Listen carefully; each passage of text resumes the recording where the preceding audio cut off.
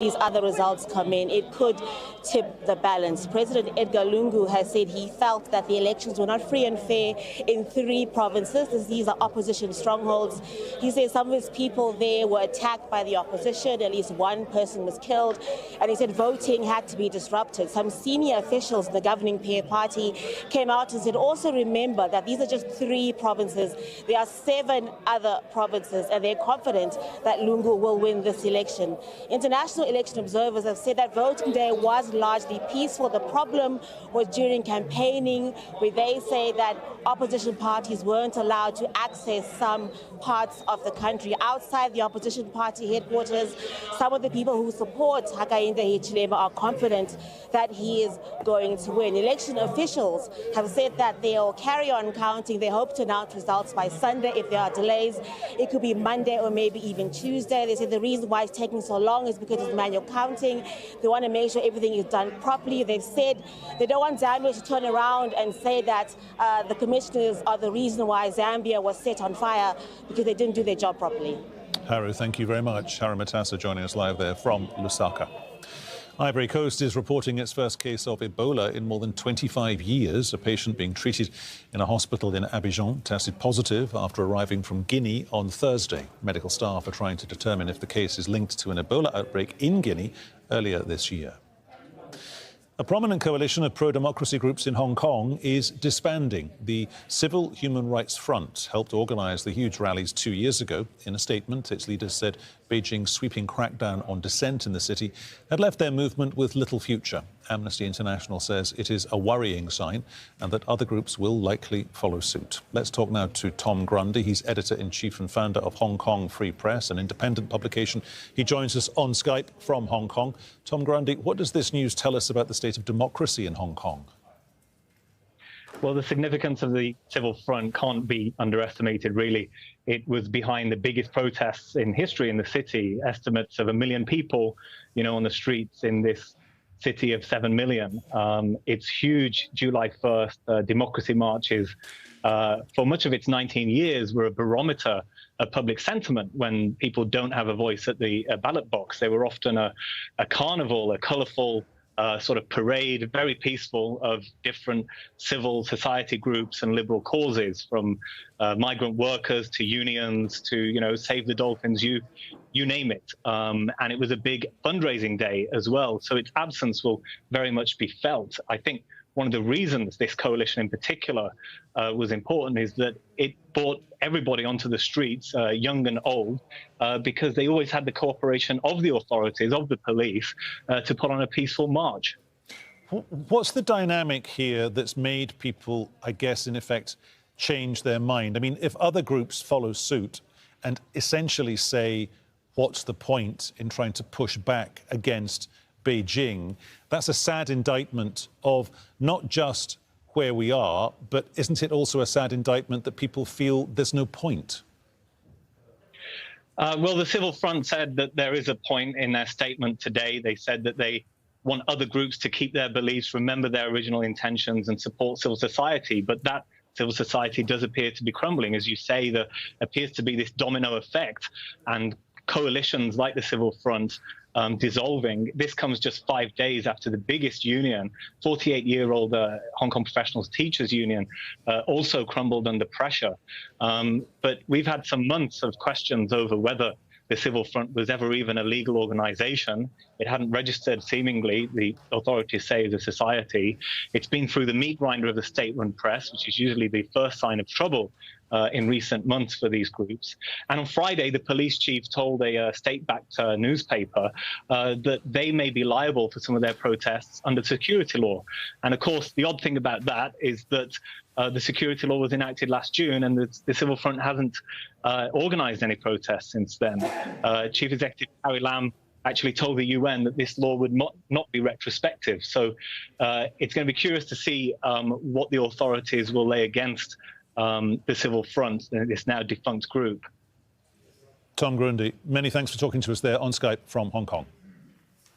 Thank you. Indonesia is struggling with one of the worst coronavirus outbreaks in the world, and it's increasingly claiming the lives of children. At least 1,245 children have died, more than 70% of them in the past 2 months, as the Delta variant surges across the country. Jessica Washington reports now from Tangerang. In Indonesia's Sika Regency, yet another young life has been lost to COVID-19. Funeral workers have come to take this coffin to the cemetery. Inside is the body of a 2-month-old baby. Her name was Maria. She died in hospital almost 3 hours from her family's home. Now her parents have returned to their village. We came back here from the hospital because our child is dead. All they have are their memories of Maria. They don't even have a photo of their daughter. I stay at home and rest because I'm always thinking about my daughter who died. As Indonesia's COVID crisis continues, even the youngest have not been spared. And in many parts of the country, children may also be suffering from a second disease or medical condition which heightens the risk. Stunting or malnutrition will have an impact on a child's immune system, so if they get infected, it's likely to hit them harder. A slow vaccination drive outside major cities is also putting young people in danger, as many children contract the virus from family members. People said children not affected and children couldn't die, but right now we have a lot of children die. As the Delta variant continues to spread across Indonesia, more children are falling ill each day. Every week, hundreds of Indonesian children die from COVID-19. Most are under the age of 5. And as the death toll increases, so too does demand for small, child-sized coffins built for the country's young victims of the pandemic. Jubaida still cannot believe her granddaughter Shalova is gone. She was just 4 years old. She was kind and cute. Everyone liked her. I'm sad she left me behind. I still want to take care of her, but God decided otherwise. Shalova never got the chance to ride her new bike. Hers, like thousands around the country, was a childhood cut short by the pandemic. Jessica Washington, Al Jazeera, Tangerang. Malaysian media is reporting the Prime Minister will resign as of Monday. Muhyiddin Yassin is expected to submit his resignation to the King after a tumultuous 17 months in office. It's not clear who will form the next government. Malaysia has been struggling with an economic downturn and a surge in cases of COVID-19. At least 90 people have now been killed in the wildfires burning in Algeria. Firefighters, soldiers and volunteers are battling to put out the flames. The government has blamed arsonists for starting the fires. 33 soldiers are among the dead. At least one person has been killed when a mine flooded in the northwest of China. 19 others are trapped after a mudslide hit the mine in Qinghai province on Saturday. Rescue efforts are underway.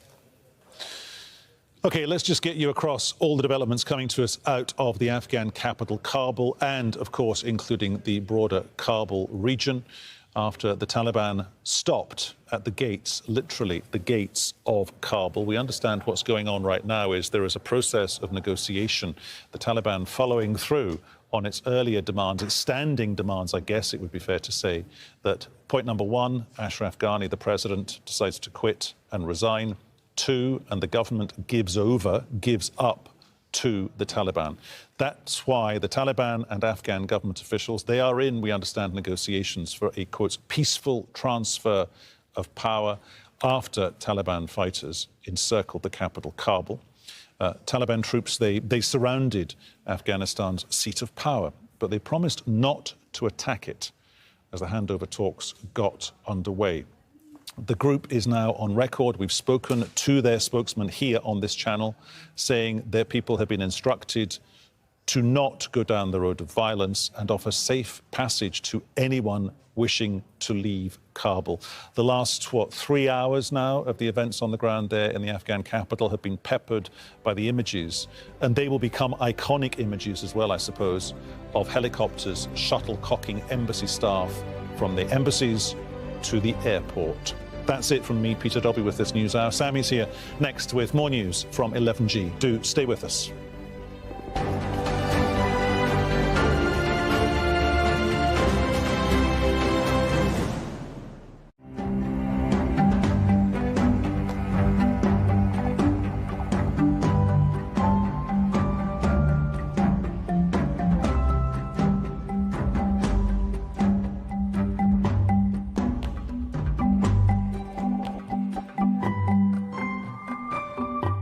Frank assessments. This spyware, it is a weapon against freedom of the press. Informed opinions. What we saw happening is so multifaceted. There was political element. There was also opportunism. Critical debate. The real conflict here is not between Cuba and any other country. The real conflict here is between a dictatorship that for 62 years have been repressing the Cuban people. In-depth analysis of the day's global headlines.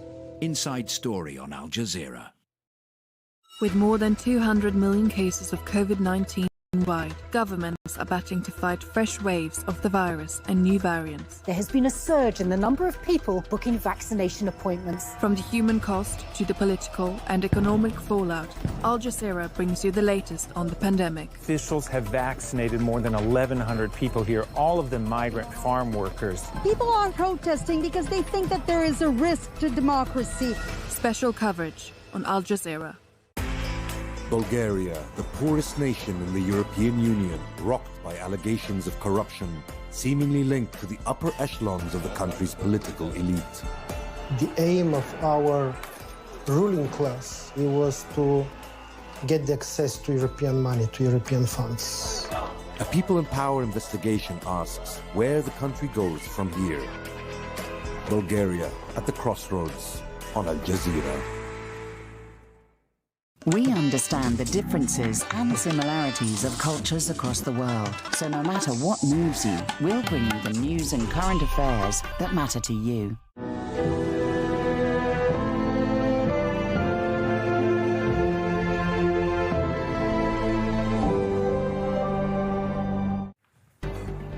Discussing a transfer of power, the Taliban and Afghan government officials are in talks. Waiting at the gates of the capital, a Taliban spokesman tells Al Jazeera its fighters are not attacking Kabul and offers amnesty to those who serve the government.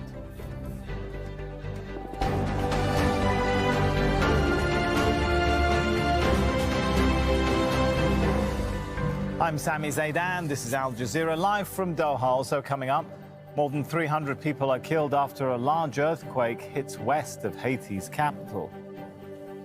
And we continue to follow the harrowing journey of migrants sent from the US to Mexico to fend for themselves.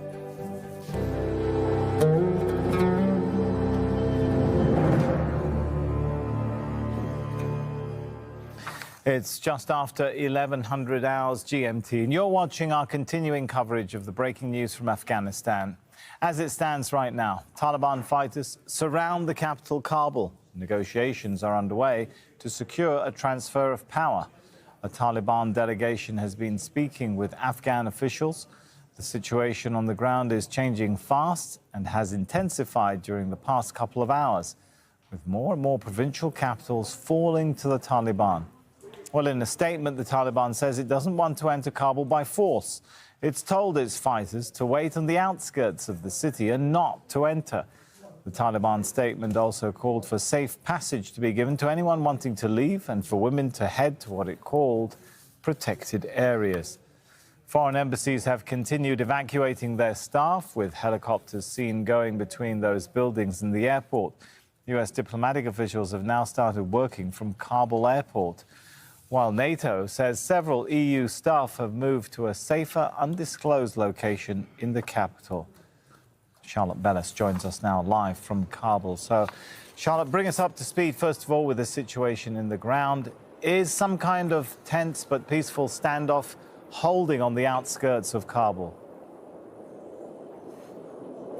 We believe so, yes. The Ministry of Interior tells us that they have put troops around the outskirts of the city and that they are working with international forces to secure the city, trying to reassure citizens that the Taliban will not try to enter the city by force, at least today. Now, they are being held off by the fact that negotiations are ongoing. And I understand now, as we've tried to speak with various government ministers, they say that we are inside the palace at the moment finalising a transition plan. We understand that former President Karzai intends to take whatever transition plan they come up with to Doha and present it to Mullah Baradar, who is the Taliban's political chief, where he will either accept or not accept it on behalf of the movement. Now, the government really against the wall here. They have very little leverage left. The city is encircled. The Taliban have picked up provinces overnight directly to the east and cut them off from Pakistan through Torkham Crossing. They've cut them off from the west by taking Wardak province, and they took Logar just to the south on Friday. So they are fully surrounded, and now the Taliban has taken districts within Kabul province and are knocking at the gates of Kabul. Now, as far as US forces go, because the embassy right behind me has been ferrying its staff out today with some speed as this has taken place, as the Taliban has started knocking on the doors of Kabul. We have seen many helicopters flying, ferrying people from the embassy to the airport. There were shots fired earlier, heavy plumes of smoke coming from US government buildings as they burn documents, as the helicopters have swooped in to land at the embassy. In various approaches, they have let off what we understand to be heat flares, which are usually used for ground-to-air, to stop ground-to-air missiles. So they're certainly taking precautions as they come in, as the security situation deteriorates in the city. Basically, Charlotte, when it comes to political talks, is the question that the world is looking at is whether there is a transitional sort of broad-based government that takes over, or whether it's a simple surrender to the Taliban? Well, I think it depends who you end up speaking to. As far as the Taliban concerned, they have all the cards, and potentially they throw some crumbs to the Afghan government, at least from their perspective. That's how it's going to play in order for them to get some type of international legitimacy. They are threatening, essentially, if they don't get what they want, they will enter Kabul by force, and the government doesn't really have many cards left to play. They still have their special forces in the city, but for President Ghani, I mean, in this transition plan, I understand he does not have a role to play, so his future is looking bleak, at least politically. All right, thanks so much, Charlotte Bellis there. Now, Sohail Shaheen is the international media spokesman for the Taliban. He says fighters have taken most cities surrounding the capital, but have not entered Kabul so far. So our forces have not entered Kabul city, and we just issued a statement saying that our forces will not enter Kabul city. We are talking and awaiting a peaceful transition of the capital city. And also there will be a special arrangement for the maintenance of security of the city, so that personal properties and other government installation offices are not harmed. The forces, they have joined us. We say they have stopped fighting and they have joined us. In all provinces, in all majority of the provinces of Afghanistan, they have joined our forces, and they have handed over they come with their weapons and everything, and their names are registered. So there will proper steps will be taken in future for how they will be embedded in the government. The people were welcoming us in all provincial centers. Our forces entered. So it is a popular uprising, and all the provinces are with us. So they should understand and know the ground realities and submit themselves to the will of the people. So that is the will of the people. There will be a government which will be acceptable to all Afghans. I think that's up to the other side team to come with tangible proposal, suggestion, which will pave way from peaceful peaceful transfer of power, and also to how would be the components of next future government. Afghanistan's interior minister has delivered a statement assuring the people of Kabul the city will remain safe. As the Interior Minister, I am assuring you that all security forces, including special forces, have been prepared to ensure security and order in Kabul. People should not be worried. The city is secure. Anyone who is going to create disorder in the city will be dealt with strongly. The security of the city is guaranteed and it is not going to be attacked. The agreement is that there is going to be a peaceful transfer of power to a transitional government. The security of the city is our responsibility. We will stand strongly. Do not be influenced by any propaganda. Everything is normal. Our security and defence forces are on standby to ensure stability and order. The residents should not be worried. Kabul is safe. Rest assured, there will not be any problem in Kabul. Harun Rahimi is an assistant professor of law at the American University of Afghanistan. He joins us on Skype from Istanbul, I should say. Thanks for joining us. So I'm sure you heard there the Afghan Minister of Interior assuring people Kabul is safe. But the reality is it not? Kabul is surrounded by Taliban. The main artery for supply from Torkham to Jalalabad to Kabul is in the hands of the Taliban. This is really now a countdown on the life of the Afghan government, is it not?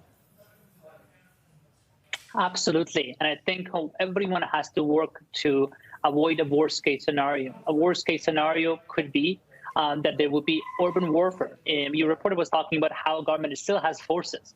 I don't know how loyal those forces are going to be, seeing that what they see, and even seeing their leaders talking about transitional government, how willing they're going to be to fight for a government that is not going to exist if in matters of days, if not hours.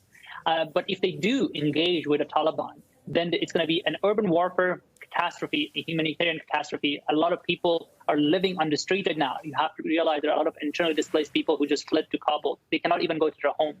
Another possibility would be, another bad situation would be that the Kabul may crumble from within. I mean, there are many bad actors in Kabul. There are people who have guns, people who have a lot of assets they would like to move.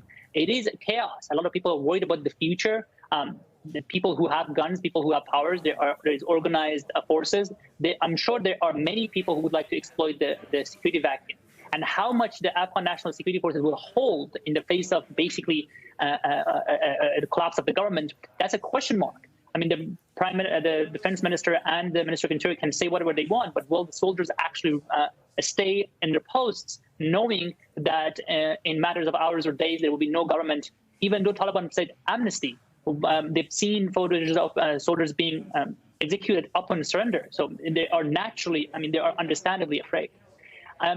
I think the situation is very tense and it requires immediate immediate attention. The situation must be handled as soon as possible. And the solution is political. There is really no military solution. I mean, Taliban should not enter Kabul militarily, because if they do, then the result's going to be disaster. Possibly lack of domestic legitimacy. They will be seen as taking over power with military force.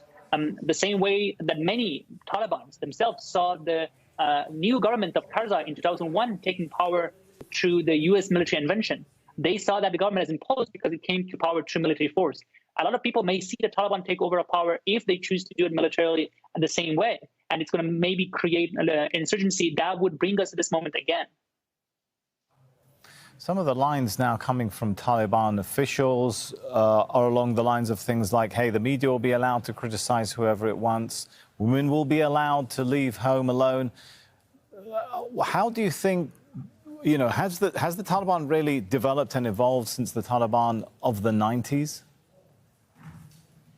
That's an incredibly hard question to answer. And I think the answer is we don't know. The Taliban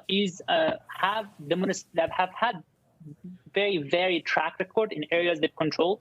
Some areas they've committed atrocities. They have restricted women's rights and they have punished and harassed women. There are other places where the treatment has been much more humane. So I think we really don't know. For example, in Herat University, where I used to teach, the female students yesterday were told that they should just go home and wait for a decision to be made as to whether they will be able to return to their studies or not. The female faculties were also told the same thing, just go home and we will let you know. So there's a lot of unknown.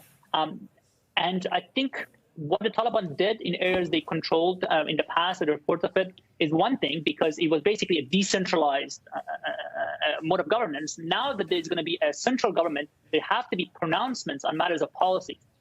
Hopefully they will come to clarify these issues. And so far they have been able to hold contradictory views often, and they have been able to shy away from responsibility by calling it propaganda from other sides, using the fog of war, basically, to avoid responsibility. But if they take over or become the dominant force, it's going to have to, first of all, have formal pronouncements that hopefully going to clear things up and present a uniform kind of answer to the country. And at the same time, it cannot hold the contradictory positions anymore. It has to clarify its views on what it means to be an Islamic state and be committed to Sharia, and also at the same time respect human rights and women's rights. There are great ways to reconcile them, but Taliban have not been able to actually answer those questions. Often they just stop at saying that it's going to be according to Sharia. As you know, there are a plurality of opinions. There are many views they're held by scholars of Islamic law on many of these issues. Taliban have been evasive. If they become the central government, if they become the dominant force, they will not be. And I would just, as the last point would say, a lot of people are trying to flee the country because they believe the Taliban are what they used to be in the 90s or worse. So clarifying these issues are extremely important to actually curtail this exodus of refugees, because many people, you have to remember that areas that Taliban control, especially the cities, are pretty safe right now. Most people you talk to, there are reports of some abuses, but generally there's no war going on. Early on, there was a war, but now there's no war, but still people want to flee. It tells you that people are afraid of the future that they want to leave. And the future is unknown, and they're basically looking at what Taliban did in the past and in areas they control, and they are making conclusions as to what the future will hold. The sooner the future becomes clarified, the sooner we have a stability in Kabul. There's an interim government, there's questions of inclusive government, and Taliban may make formal pronouncements as to what their stance are on these many issues. I think we can calm the nation down. We can get back to some sort of normal, hopefully. All right. Thank you so much for your analysis on that. Now, still ahead on Al Jazeera, the young victims of Indonesia's pandemic as the country struggles to contain one of the worst coronavirus outbreaks in the world.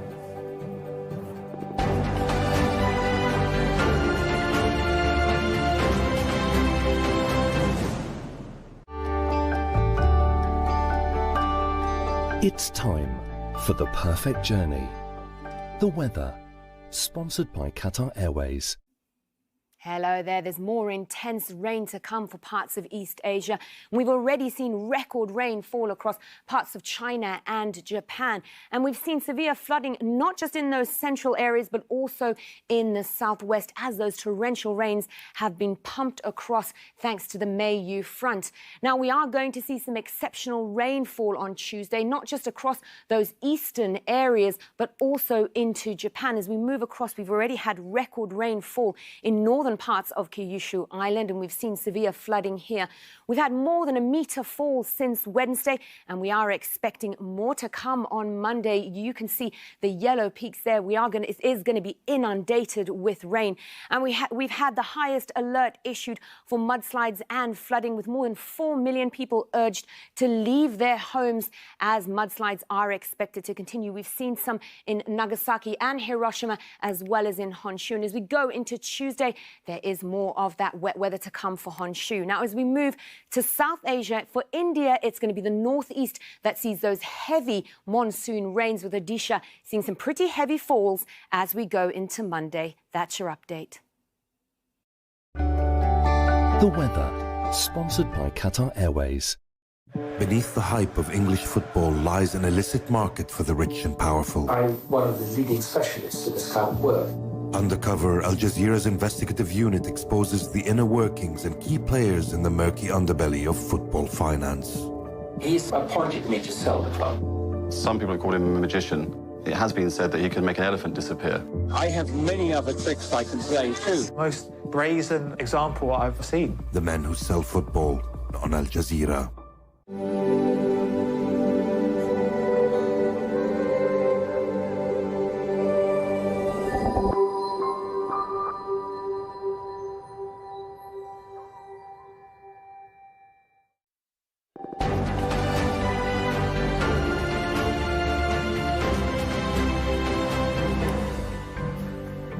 Welcome back. You're watching Al Jazeera. Time to recap our headlines.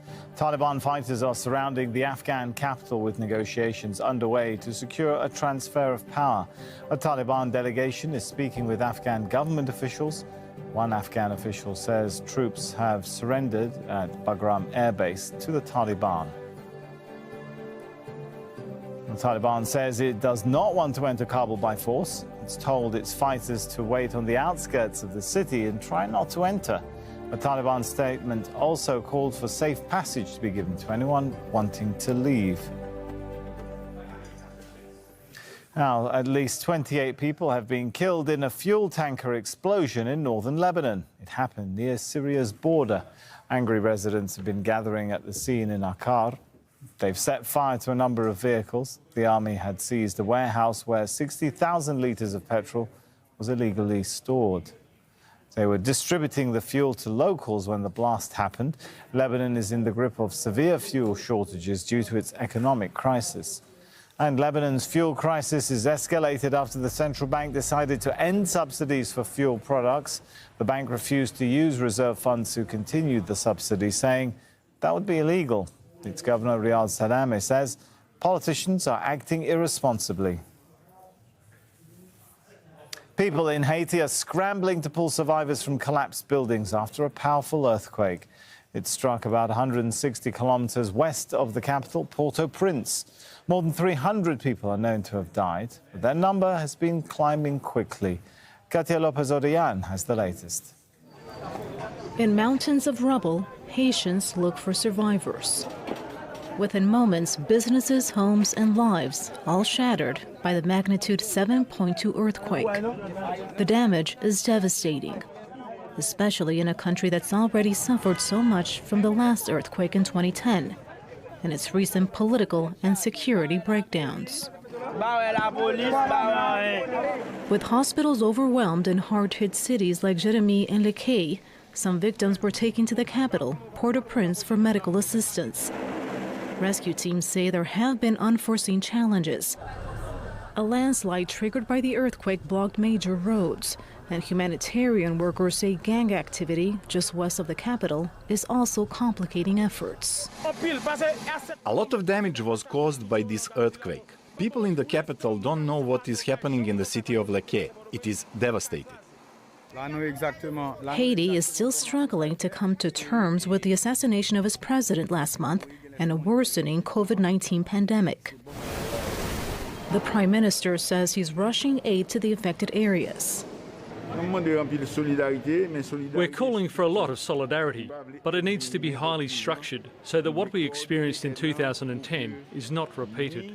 More than 200,000 people were killed in the 2010 earthquake, and now, more than a decade later, Saturday's tremor is bringing back painful memories. I was leaving my business and I felt the movement. It felt like the earth was moving.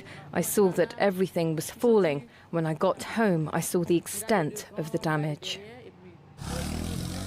The government has declared a one-month state of emergency as it tries to find out the extent of the damage. Katia Lopez-Orian, Al Jazeera. Zambia's opposition leader Hakainde Hichilema has taken the lead in his sixth attempt to become president. Incumbent leader Edgar Lungu is trailing behind by hundreds of thousands of votes.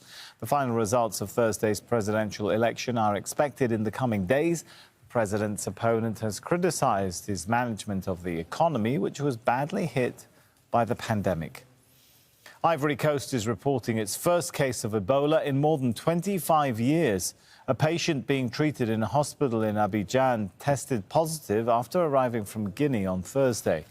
Medical staff are trying to determine if the case is linked to an Ebola outbreak in Guinea earlier this year. Indonesia is struggling with one of the worst coronavirus outbreaks in the world. It's increasingly claiming the lives of children, too. More than 1,200 children have died as the Delta variant surges across the country. Jessica Washington reports from Tangerang. In Indonesia's Sika Regency, yet another young life has been lost to COVID-19. Funeral workers have come to take this coffin to the cemetery. Inside is the body of a 2-month-old baby. Her name was Maria. She died in hospital almost 3 hours from her family's home. Now her parents have returned to their village. We came back here from the hospital because our child is dead. All they have are their memories of Maria. They don't even have a photo of their daughter. I stay at home and rest because I'm always thinking about my daughter who died. As Indonesia's COVID crisis continues, even the youngest have not been spared. And in many parts of the country, children may also be suffering from a second disease or medical condition which heightens the risk. Stunting or malnutrition will have an impact on a child's immune system, so if they get infected, it's likely to hit them harder. A slow vaccination drive outside major cities is also putting young people in danger, as many children contract the virus from family members. People said children not affected and children couldn't die, but right now we have a lot of children die. As the Delta variant continues to spread across Indonesia, more children are falling ill each day. Every week, hundreds of Indonesian children die from COVID-19. Most are under the age of 5. And as the death toll increases, so too does demand for small, child-sized coffins built for the country's young victims of the pandemic. Jubaida still cannot believe her granddaughter Shalova is gone. She was just 4 years old. She was kind and cute. Everyone liked her. I'm sad she left me behind. I still want to take care of her, but God decided otherwise. Shalova never got the chance to ride her new bike. Hers, like thousands around the country, was a childhood cut short by the pandemic. Jessica Washington, Al Jazeera, Tangerang. Now, a prominent coalition of pro-democracy groups in Hong Kong is disbanding. The Civil Human Rights Front helped organize huge rallies 2 years ago. In a statement, its leaders said Beijing's sweeping crackdown on dissent in the city had left their movement with little future. Amnesty International says it's a worrying sign that other groups will likely join. Malaysian media are reporting the Prime Minister will resign on Monday. Muhyiddin Yassin is expected to submit his resignation to the King after a tumultuous 17 months in office. It's not clear who will form the next government. Malaysia's been struggling with an economic downturn and a surge in coronavirus cases. The UN's Refugee Agency and other rights groups are condemning the US for flying migrants and refugees to southern Mexico. From there, they are taken by bus into Guatemala. It's part of an effort to deter undocumented people from crossing back into the US. John Holman reports from the Mexican border with Guatemala. They're being ushered back into their own country, but it isn't a happy homecoming. Just a few days ago, these Guatemalans were in the United States. Now they've been turned back. First, US authorities flew them deep into southern Mexico to try and prevent them crossing the border again. Then Mexican authorities bussed them further back into El Carmen, a Guatemala border village. There's a mixture of confusion and disappointment here. They sent us back here without signing deportation papers, without asking us anything, not even the address where we were going. They just had us 4 days in the cooler, in cold rooms. And then they sent us back to Guatemala just like that. It's all happening under a US health provision called Title 42, being used in the pandemic to turn back migrants without allowing them to ask for asylum. Now they've been dropped here, even though they don't really know where here is. You don't know where you are, no sabe usted dónde está entonces. Esa frontera no la conocía yo, no sé. I don't really know this part of the border. Helen told us her family was from the Petén department. Afterwards, I found out that was a 15-hour drive away. I asked her at the time how she'd get home. I don't know because I've got no money. They took us by surprise, just saying, go now. The US is struggling with high border numbers and overcrowding in its facilities. It's told people not to come. I want to be clear to folks in this region who are thinking about making that dangerous trek to the United States-Mexico border. Do not come. Do not come. But that's being drowned in a sea of misinformation, in Facebook forums, and from people smugglers who profit from those desperate for a better life. They charged Wilbur more than $10,000 to take him north. He was betting on reaching the States to pay that money back. Now he has to do it in a country where he can't find work. In Guatemala, there's no money, so we go north, trying for a better future for our children. We don't have money to get them to school. Now we're coming back with a big debt, and without money or work. He has his son, little Wilbur, with him. Wilbur's two other siblings are still stateside with their mother. We left him trying to find a way back to his home 6 hours away. It's the end of the flights for this evening at least, but for the people on the other side of that bridge back in Guatemala, it's just going to be the start of working out how to get home, and in many of their cases, how are they going to start paying off the amount of money that they borrowed to pay people smugglers to get them to the United States. So for them, this is far from the end. John Holman, Al Jazeera, Talisman. More than 550 homes have been destroyed by a huge wildfire in Northern California. The so-called Dixie Fire has destroyed several towns near Sacramento since mid-July. It's burning across more than 200,000 hectares. The fire is only 30% contained and is growing in several directions. More than 100 forest fires are burning across northeastern Siberia in what Russia's president is calling an unprecedented situation. The Yakutia region has experienced months of hot, dry weather and record-breaking temperatures. More than 30 homes were destroyed on Saturday. At least 90 people have been killed in the wildfires burning in Algeria. Firefighters, soldiers and volunteers all battling to put out the flames. The government has blamed arsonists for starting the fires. 33 soldiers are among the dead. At least one person has been killed when a mine flooded in northwest China. 19 others are trapped after a mudslide hit the mine in Qinghai province on Saturday. Rescue efforts are underway.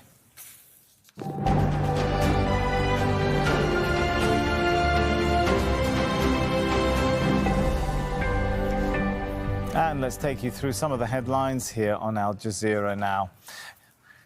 Let's continue with our breaking news from Afghanistan. As it stands right now, Taliban fighters surround the capital, Kabul. Negotiations are underway to secure a peaceful transfer of power.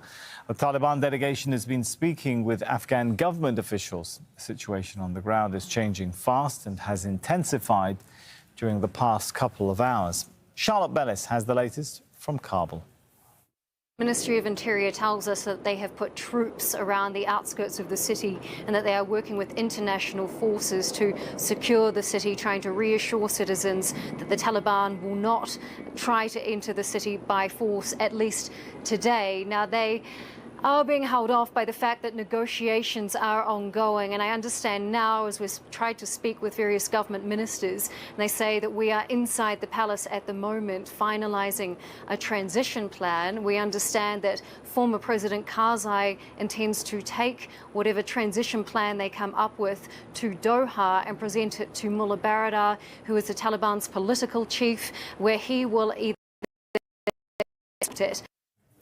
In a statement, the Taliban says it doesn't want to enter Kabul by force. It's told its fighters to wait on the outskirts of the city and not to enter. The Taliban statement called for safe passage to be given to anyone wanting to leave. Foreign embassies have continued evacuating their staff, with helicopters seen going between buildings in the airport. US diplomatic officials have now started working from Kabul airport. People in Haiti are scrambling to pull survivors from collapsed buildings after a powerful earthquake. More than 300 people are known to have died, but that number has been climbing quickly. At least 28 people have been killed in a fuel explosion in northern Lebanon. Angry residents have been gathering at the scene in Akkar. They've set fire to a number of vehicles.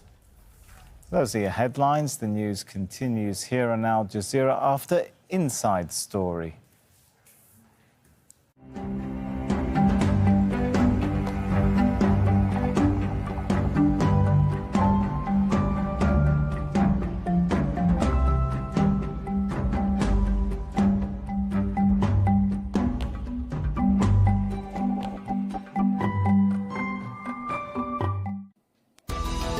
The Taliban is taking control of more of Afghanistan and is closing in on the capital, Kabul.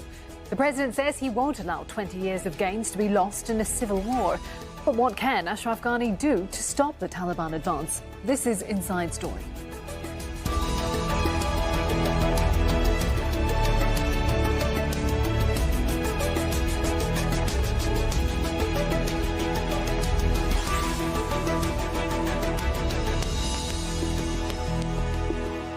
Hello, welcome to the programme. I'm Kim Vanel.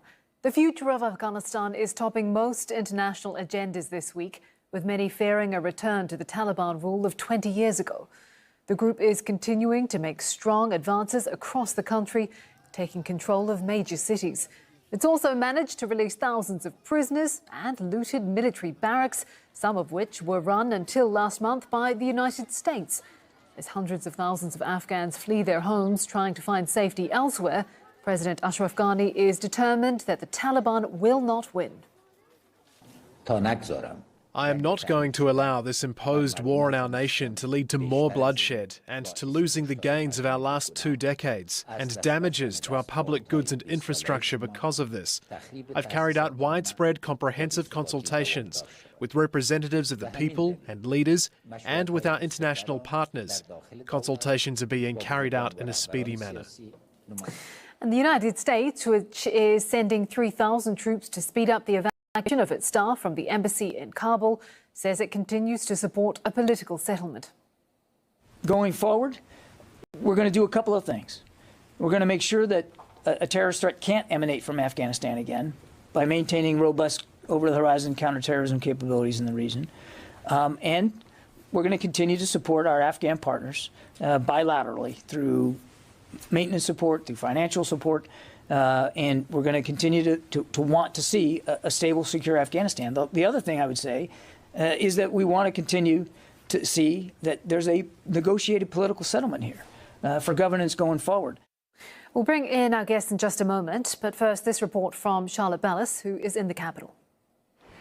President Ghani has addressed the nation in a pre-negotiations with the Taliban to continue and some type of political settlement to be reached.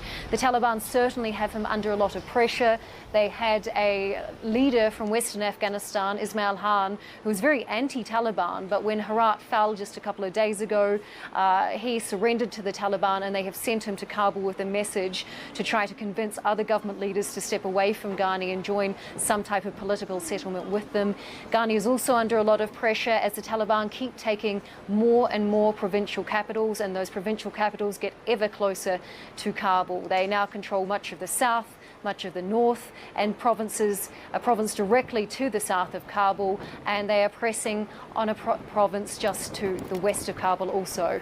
A panic is growing in Kabul. There has been a run on the banks. Ticket prices for flights out of Kabul have skyrocketed, and a lot of people are becoming increasingly concerned as the Taliban come closer to Kabul. Charlotte Ballas for Inside Story.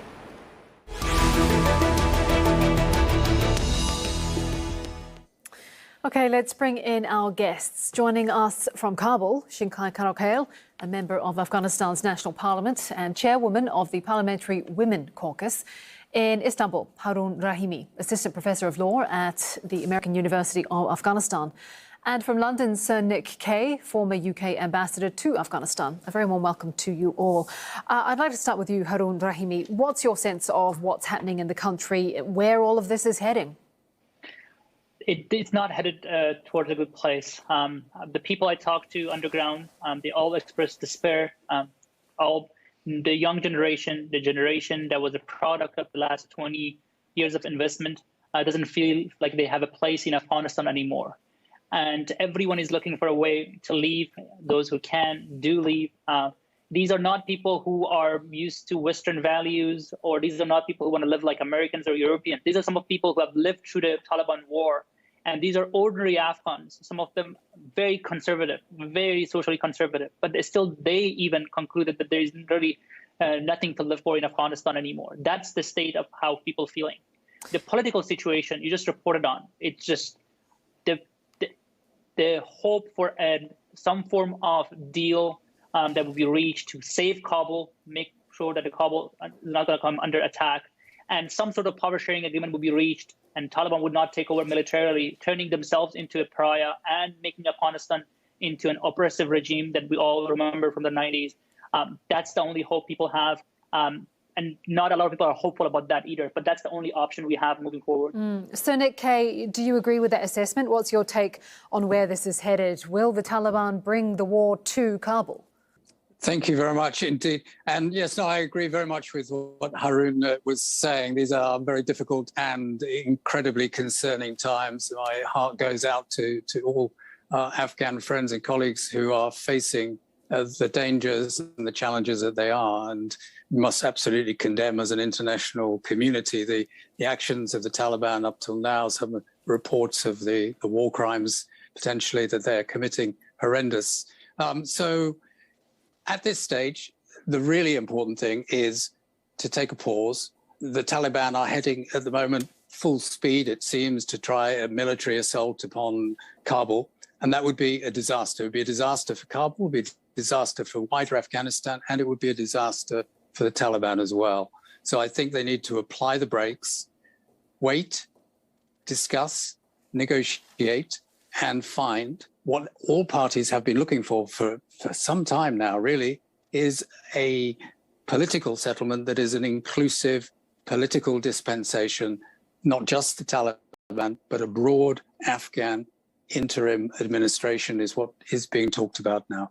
Shinkai Karakhail, I'd like to bring you in. Do you think the Taliban will do that? Will it take a pause before it heads to Kabul? Because it has made rapid gains. It clearly has the upper hand militarily, at least outside of the capital. Well, it's very difficult to predict what will happen tomorrow even, because even Taliban, most of India, they didn't fight to occupy those provinces. But I think unfortunately, whatever was the reason behind that, the army and the police and intelligence didn't defend or just surrender to Taliban. You know, it means that it is not like a victory through proper classic war inside Afghanistan.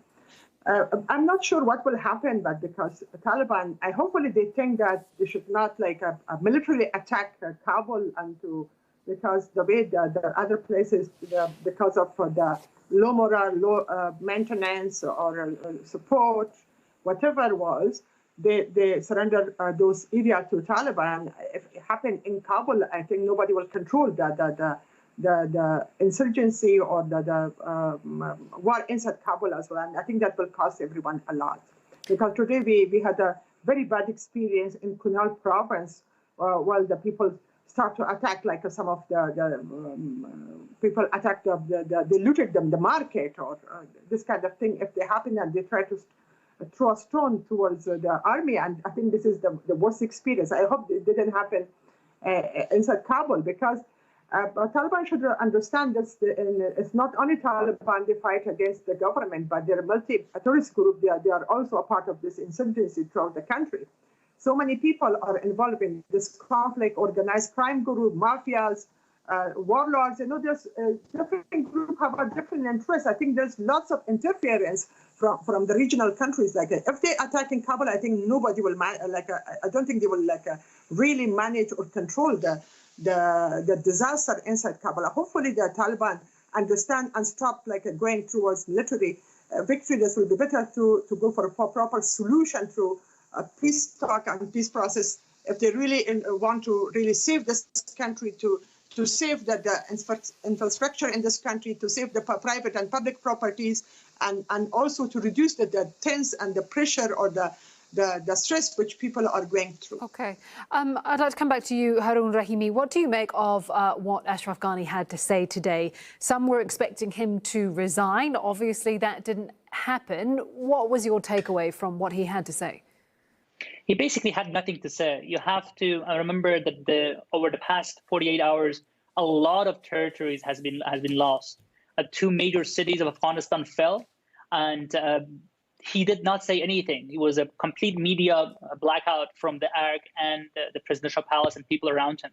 After 2 days, he emerged and basically said nothing. The things he said really don't mean anything for the people on the ground. in my assessment, in my view, it's not about President Ghani anymore. I don't think he is the person to negotiate on behalf of the anti-Taliban camp.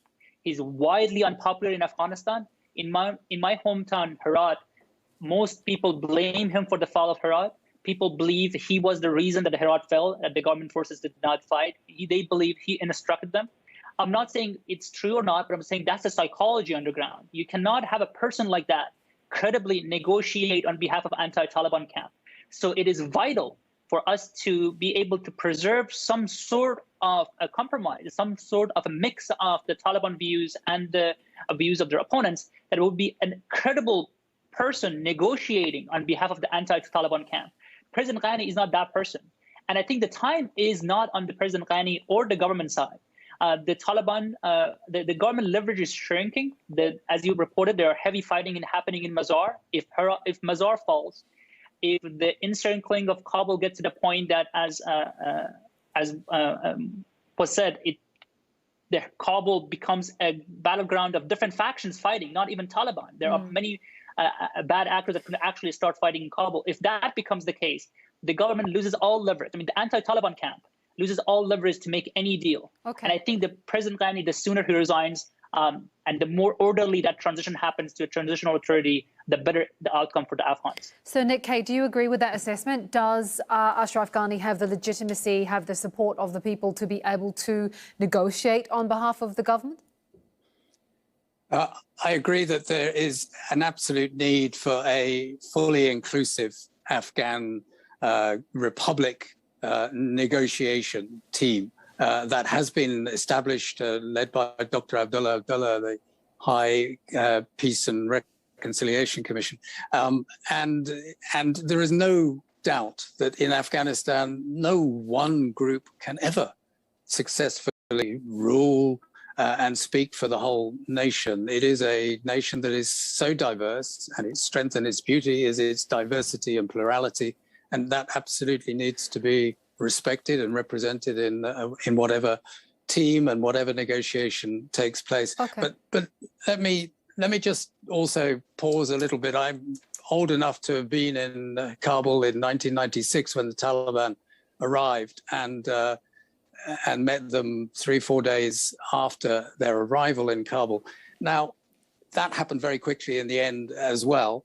And I think it would be a mistake for the Taliban to repeat the same experience now.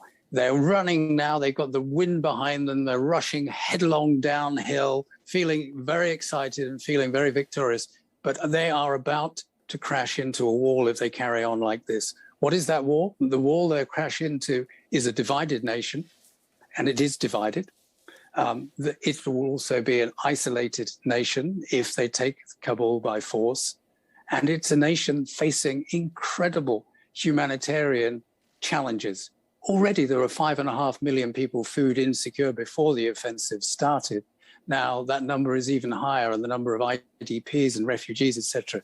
So they're hurtling into potentially becoming responsible for a country that is in dire straits. They need to pause, they need to put on the brakes, and this needs to be properly managed for the benefit and interest of all Afghans, and I would say the regional countries as well. Whether the Taliban listens to that kind of advice, I guess you could put it, is another thing. Shinkai Karokhail, we're talking there about the last time that Afghanistan was under Taliban rule.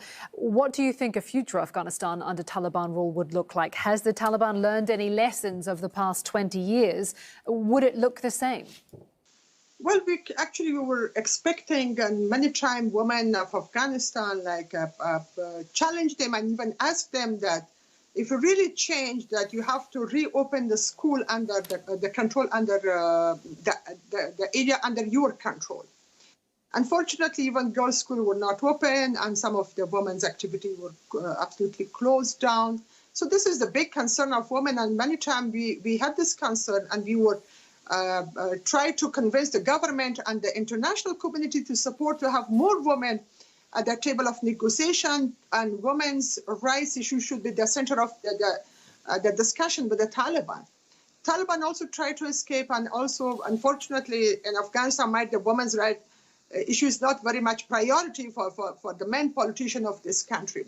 So our concern is that why Taliban were not able to clearly announce their position regarding or their policy regarding women's political future or social or any activity which women has the right to do it, and they should make sure that women has equal rights, that there will be no restriction on them, and so this is why women of Afghanistan really have a concern. Like Mr. Harun said, that why people are start to flee the country because they are concerned about their daughter future. The education, their higher education, and their work. So that's why people think they are not changed. They are the same, and even some of the things which happen, especially some of the crime happened during this last 2-3 weeks. People have a huge concern. Even Taliban tried to deny, maybe some other group did it, but now because the war started by the Taliban, everybody labeled them that you did it, or maybe you provide the ground for those who did this crime. So this is a huge concern for women of Afghanistan, and hopefully Taliban realize this concern and give a positive response to that. I think they have to change if they really want to have a political future in this country, because people of Afghanistan, were good or bad, people are expecting that the future government should be also through the proper election. People have the right to vote and have the right to choose. So this is the concern. Can I just interrupt you there? Can I just interrupt you there to ask you, I mean, you're a member of Afghanistan's National Parliament, chairwoman of the Parliamentary Women Caucus. Are you worried at all about your own safety? Well, definitely that, because, women have a more liberal stand, a priority are women's equal right, equality, equity, and a woman wants to be considered as an equal citizen of this country. Those advantage which we had in our constitution, they want to preserve that. They want to have a very active life which we had so far. Girls should have access to the education, higher education. So the equal right with the men deserve it, So women, I think entire women politician or political activists and women rights activists, everybody's just concerned not about them, but also even about their family safety. Because nobody knows what will happen. Yeah. What will be the future policy and position of Taliban regarding this. As you say, there's a lot of unknowns. There's a lot of unknowns. Harun Rahimi, UN Chief Antonio Guterres says seizing power through military force is a losing proposition for the Taliban, and that will lead to the complete isolation of Afghanistan. Do you think that is true? And do you think that that will factor into the Taliban's calculations here? I mean, I believe Taliban want different things, and some of the things they want are contradictory. They want to reimpose their old version of their emirate, which would result in severe restrictions of women's rights, which would mean loss of most of the gains of the past 20 years, the life people have come to expect, feel like they deserve and want. That's what they want. They also want international recognition because I think they have the experience of their last government, at least their elders do. If the fighters on the ground don't remember because many of them are young. That they realized it was impossible to govern and be a functioning state without international recognition. I think that they want contradictory things. How this contradiction is going to be resolved, what trade-offs they are willing or will be able to make, that remains to be seen. But I would like to actually pick up what Mr. Ambassador said. A lot has been said about international legitimacy and recognition, but I think we don't pay enough attention to domestic legitimacy. If Taliban are not recognized by most people of Afghanistan as a part of a legitimate government, they cannot be their legitimate government because they don't represent the entire country. If they will not be recognized as a part of a legitimate government that is come to power through negotiation, through a mechanism that includes everyone, and they choose to take power by force, they will face definitely a divided nation, a nation that does not see them as legitimate, and that means they will I believe they can through brute force maybe impose their power, but they won't be able to get the education started. They will not be able to stimulate an economy and do many things that would help Afghans actually live a good life, and for them to actually actually be a part of governing of Afghanistan, if not the entirety of it. Okay. Because you can, by force, maybe punish people, maintain order, but you cannot stimulate an economy. You cannot help education grow. You cannot really help the culture grow. All the things that a healthy society needs will require a government that is seen as legitimate by all. Moving on to the next stage of governance we're talking about. Sir Nick Kay, I'd like to bring you back in. Ashraf Ghani has, in part at least, blamed the Americans for what we're seeing here, the US troop withdrawal. Should the US accept some blame here? This eventuality must have been foreseen. Yeah, before just that, let me just touch on also the Taliban, if they've changed or not changed. Personally, I see very little indication they have changed very much. But what has changed is the world. And the world today is very, very different from the world even of the late 1990s. And one of the biggest differences is accountability. Accountability for crimes against humanity, for war crimes, accountability also for international crimes, such as drug trafficking, etc. There are far more mechanisms in place and far more ways in which people will be held accountable in a way they weren't in the 90s. And the Taliban really do need to factor that into their equation and their thinking as well. But absolutely, I agree with Haroon that it's a divided nation. They will inherit if they carry on this track, and that has no legitimacy. The people of Afghanistan need to see themselves reflected in their government. It should be a mirror, and the Taliban is not that mirror. But anyway, the US, yes, it is a mistake from my point of view. Personal view is it was a mistake to withdraw comprehensively militarily. A mistake for two reasons. First, because the training, advice and assistance mission that was being undertaken hadn't been completed. The armed forces was still a work in progress and they still needed that assistance. Secondly, it was a mistake politically as well, because it removed immediately the incentive for the Taliban to negotiate in good faith and properly.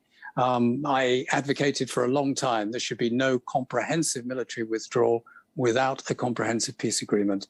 Unfortunately, that has not come to pass. That was part of the Doha talks, the Doha agreement, though, wasn't it? It was part of the US withdrawal, was that there would be intra-Afghan talks, which obviously have not come to fruition or not to a settlement anyway. We're heading towards the end of the programme. I'd like to come back to you, Shinkai Karakhail, just to sort of sum up all of this. How hopeful are you for the future of your country? How do you foresee all of this playing out? Well, let me, before I come to conclusion, one word I want to share, that this is not divided and won't be divided, because Taliban is not belong to one ethnic group, I think, who are fighting in the north or in the east or in the west. But I think in the bad days, Afghans know how to come together and how to get united, that's for sure. Many countries try to divide this country, but I think they will not succeed. I think in bad days, in rainy days, we will be a united nation to work towards stability of Afghanistan and to preserve what we achieved so far. I think definitely we will have lots of political and security turbulences in the coming days and future, but I think Afghan people will also realize, besides the international community will realize, and will see the implication of not supporting and leaving Afghanistan at different stage, which the peace talk is started by Khalilzad and will be ended by them as well. I think Afghan will learn how to protect this country once more, and hopefully Taliban understand and realize how to govern the future of Afghanistan, how to make this country back united and work towards develop the girls' education, and we have to realize the permanent enemies of Afghanistan and cut their hands from continuing a proxy war in this country. All right, we'll have to leave it there for time. Thank you very much to all of our guests, Shinkai Karakhail, Haroon Rahimi and Sir Nick Kay. And thank you too for watching. You can see the programme again anytime by visiting our website, aljazeera.com. And for further discussion, go to our Facebook page. That's facebook.com/AJ Inside Story. You can also join the conversation on Twitter. Our handle is @AJ Inside Story. From me, Kim Vanel, and the whole team here in Doha. Bye-bye for now.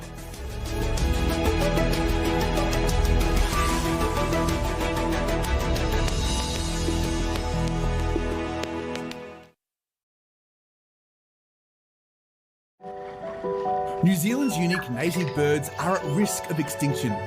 Will an ambitious plan to rid the nation of pests and predators save them? 101 East investigates on Al Jazeera. We know what's happening in our region. We know how to get to places that others cannot. The fires are still ongoing. The way that you tell the story is what can make a difference. The health of humanity is at stake. A global pandemic requires a global response. WHO is the guardian of global health, delivering life-saving tools, supplies and training to help the world's most vulnerable people, uniting across borders to speed up the development of tests, treatments and a vaccine, keeping you up to date with what's happening on the ground, in the ward and in the lab. Now, more than ever, the world needs WHO, making a healthier world for you, for everyone.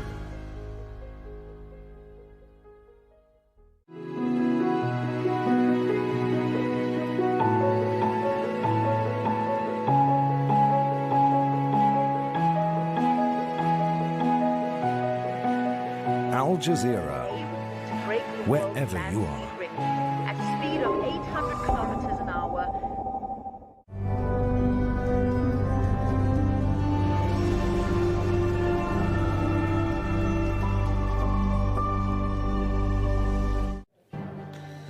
Discussing a transfer of power, the Taliban and the Afghan government officials are in talks.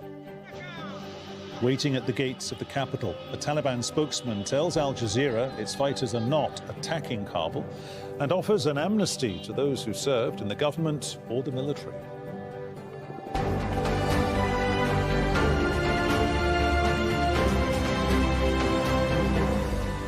Hello and welcome, I'm Peter Dobby. You're watching Al Jazeera live from Doha. Also coming up, more than 300 people killed after a large earthquake hits west of the Haitian capital. And we continue to follow the harrowing journey of migrants who were sent from the US to Mexico to fend for themselves.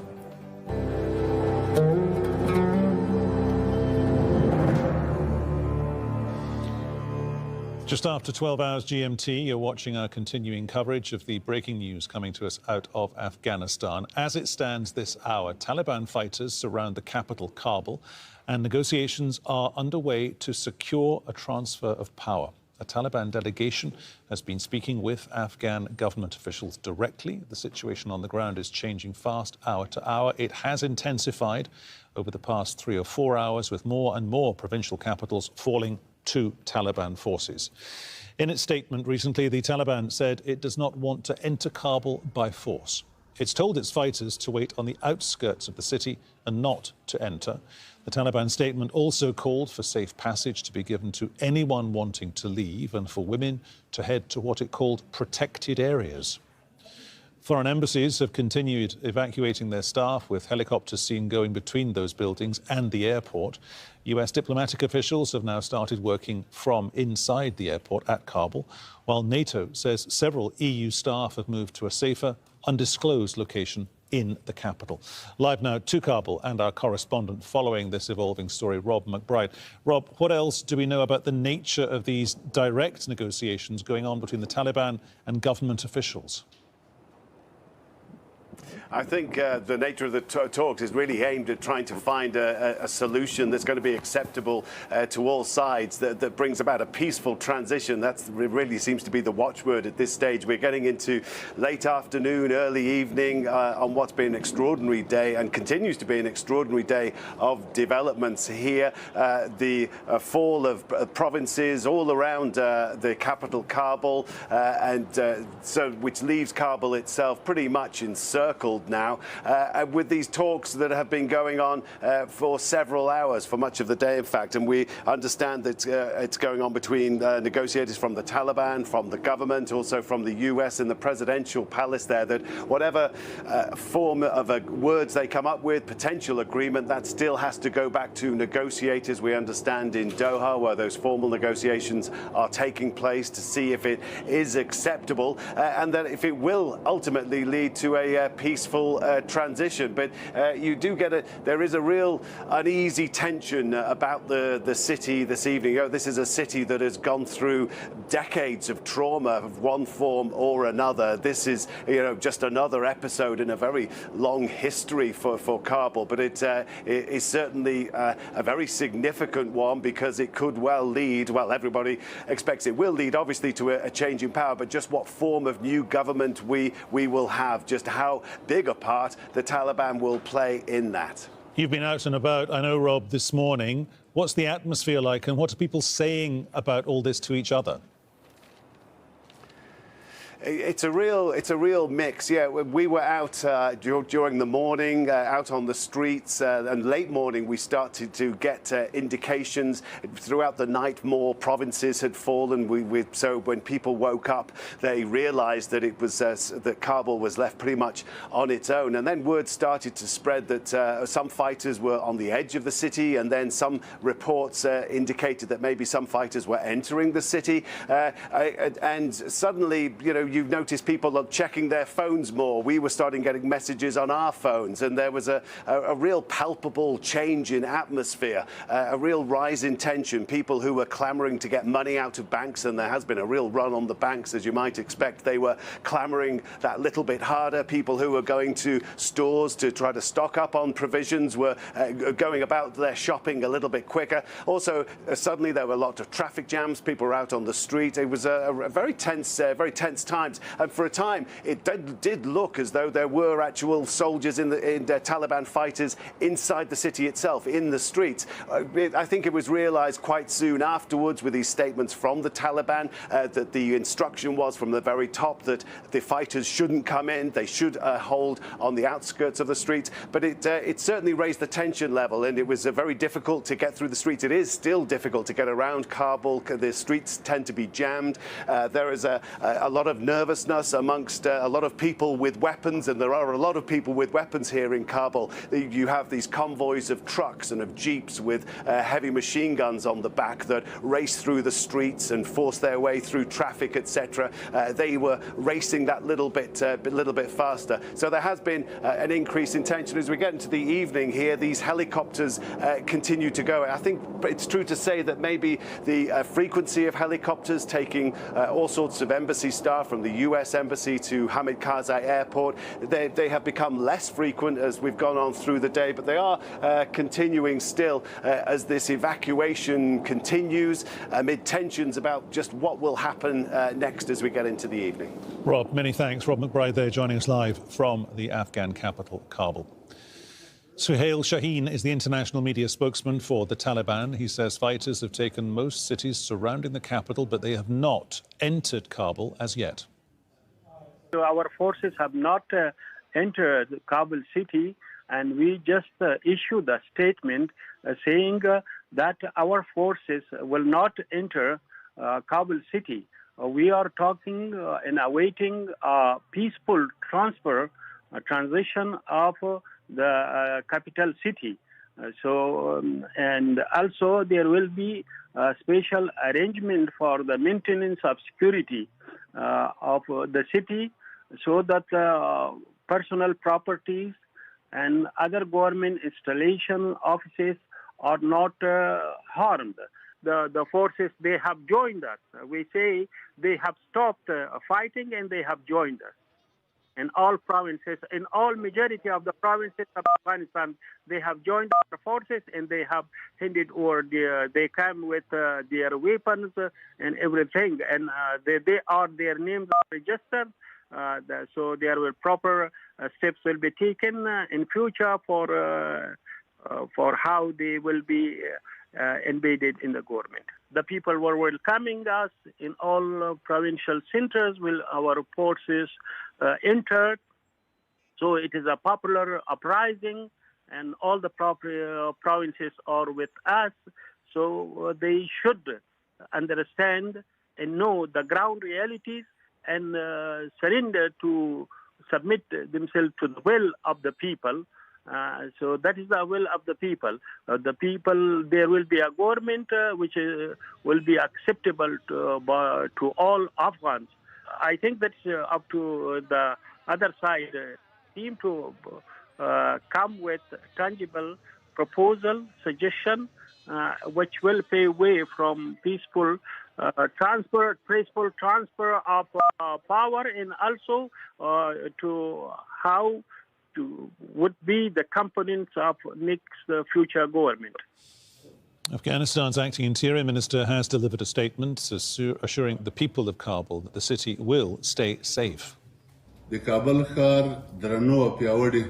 the Interior Minister, I am assuring you that all security forces, including special forces, have been prepared to ensure security and order in Kabul. People should not be worried. The city is secure. Anyone who is going to create disorder in the city will be dealt with strongly. The security of the city is guaranteed, and it is not going to be attacked. The agreement is that there is going to be a peaceful transfer of power to a transitional government.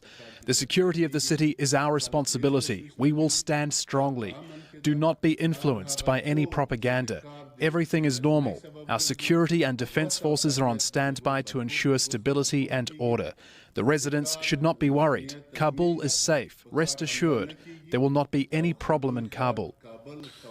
Let's talk again to Haroon Rahimi, Assistant Professor of Law at the American University of Afghanistan. He joins us on Skype from Istanbul. Haroon Rahimi, you probably heard what the acting Interior Minister was saying there. He said everything is normal.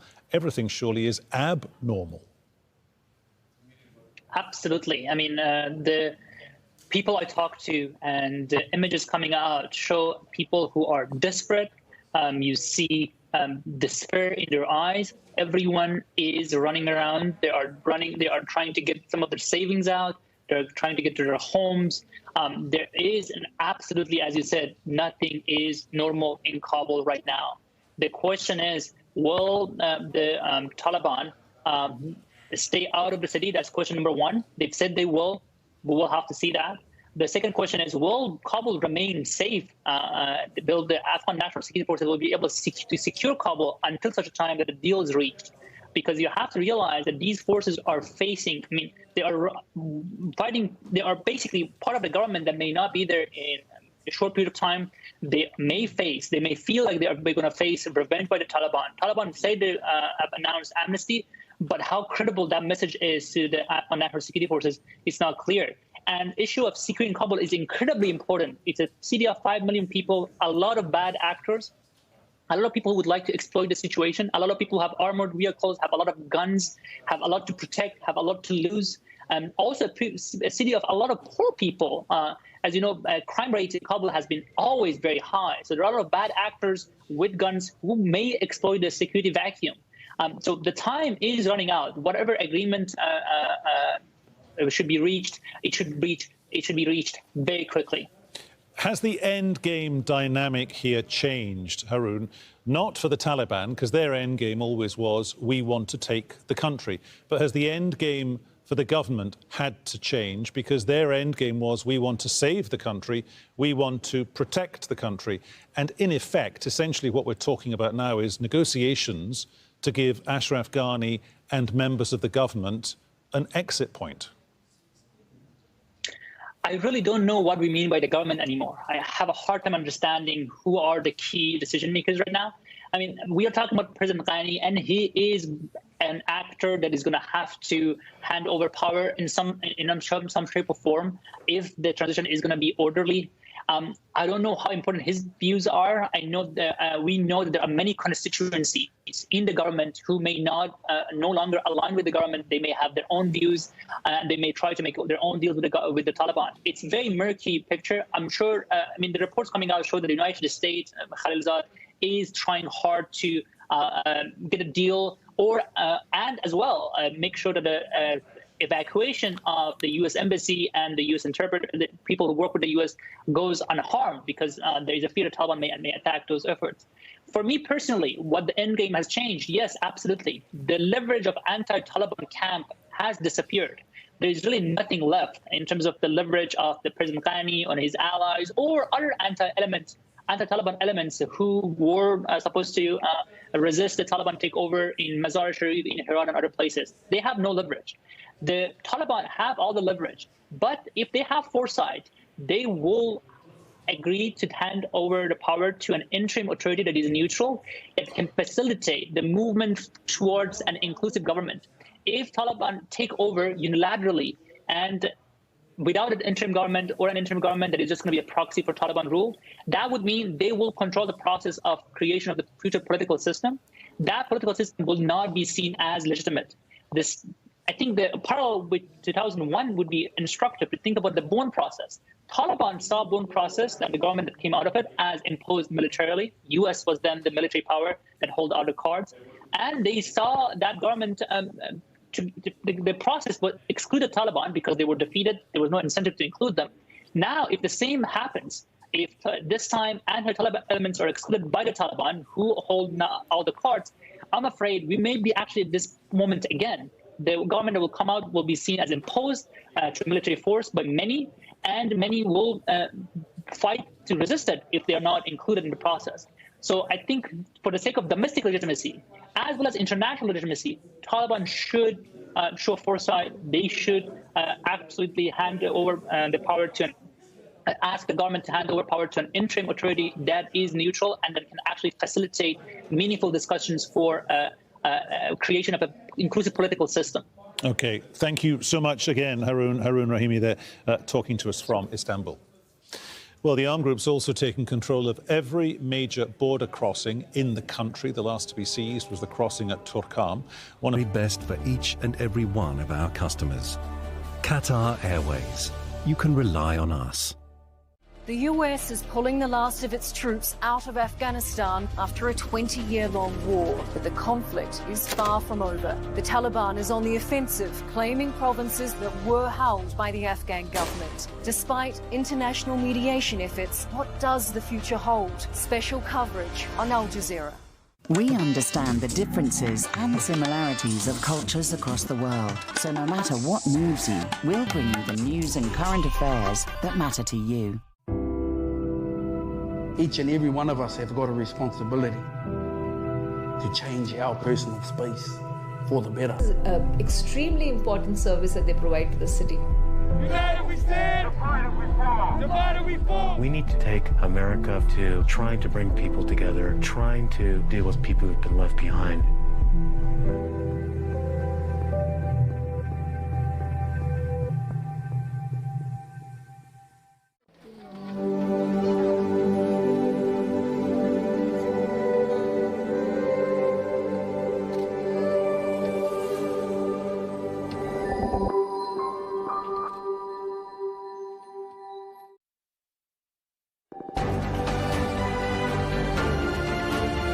The Taliban says it doesn't want to enter Kabul by force. It's told its fighters to skirts of the city and not try to enter. Foreign embassies have continued evacuating their staff, with helicopters seen going between those buildings and the airport. US diplomatic officials have now started. There was a meeting between the elders and the Afghan president, and the Afghan president delegated all powers to these elders so that they could go and talk to the Doha-based delegation so that there's an agreement. Before that kind of agreement, I can assure all of you that the security of Kabul is going to be ensured. We are all ready, the people. Some elements, some enemies of the Afghan people are propagating in order to make the people worried.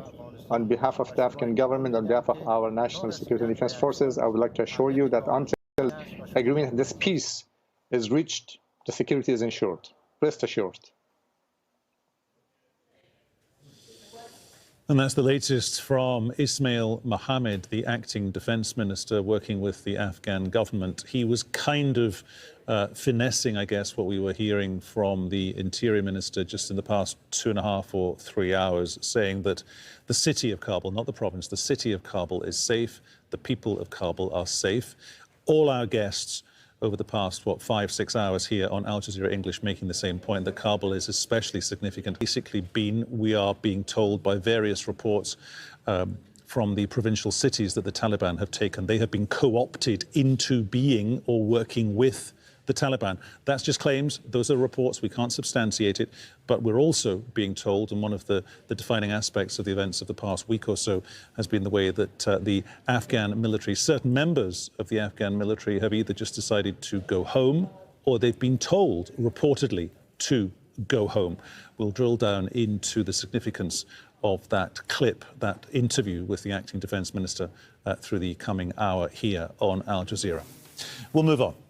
Zambia's opposition leader, Hage Hichilema, has taken the lead in his 6th attempt to become president. The incumbent, Edgar Lungu, is trailing behind by hundreds of thousands of votes. The final results of Thursday's presidential election are expected in the coming days.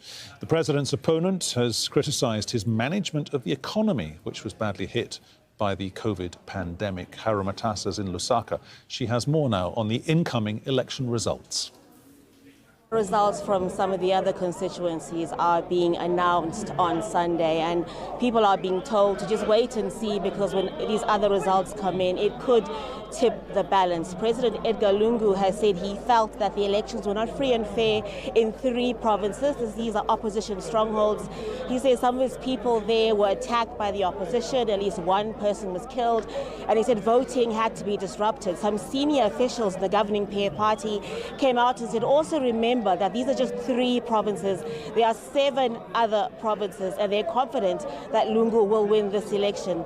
International election observers have said that voting day was largely peaceful. The problem was during campaigning, where they say that opposition parties weren't allowed to access some parts of the country. Outside the opposition party headquarters, some of the people who support Hage Hichilema are confident that he is going to win. Election officials have said that they'll carry on counting. They hope to announce results by Sunday. If there are delays, it could be Monday or maybe even Tuesday. They say the reason why it's taking so long is because it's manual counting.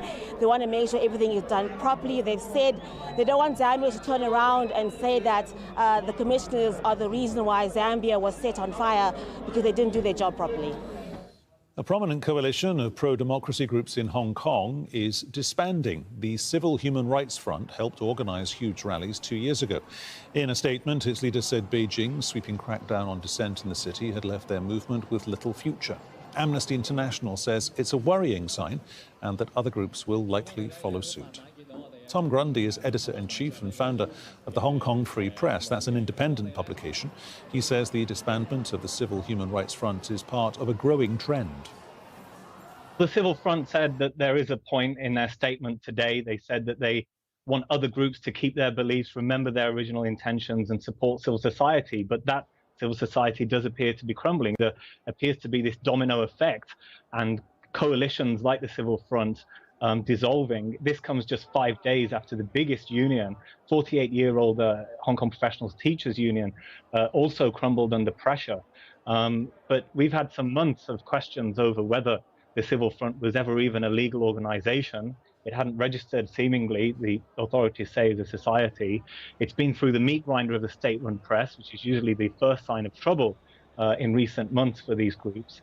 And on Friday, the police chief told a state-backed newspaper that they may be liable for some of their protests under security law.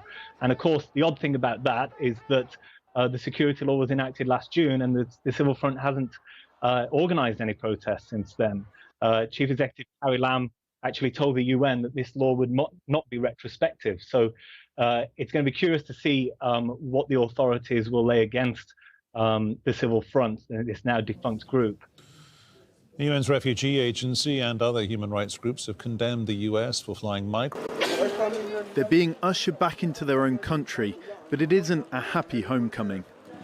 Just a few days ago, these Guatemalans were in the United States. Now they've been turned back.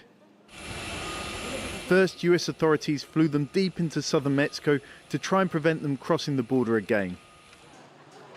Then Mexican authorities bussed them further back into El Carmen, a Guatemala border village. There's a mixture of confusion and disappointment here. They sent us back here without signing deportation papers, without asking us anything, not even the address where we were going. They just had us 4 days in the cooler, in cold rooms. And then they sent us back to Guatemala just like that.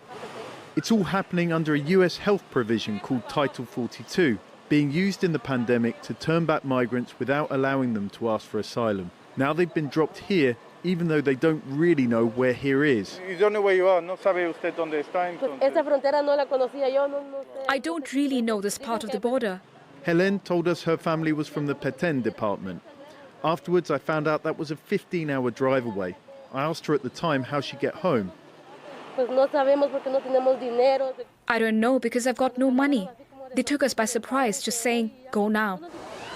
The US is struggling with high border numbers and overcrowding in its facilities. It's told people not to come. I want to be clear to folks in this region who are thinking about making that dangerous trek to the United States-Mexico border. Do not come. Do not come.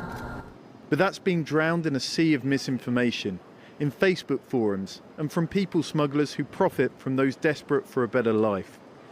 They charged Wilbur more than $10,000 to take him north. He was betting on reaching the States to pay that money back. Now he has to do it in a country where he can't find work.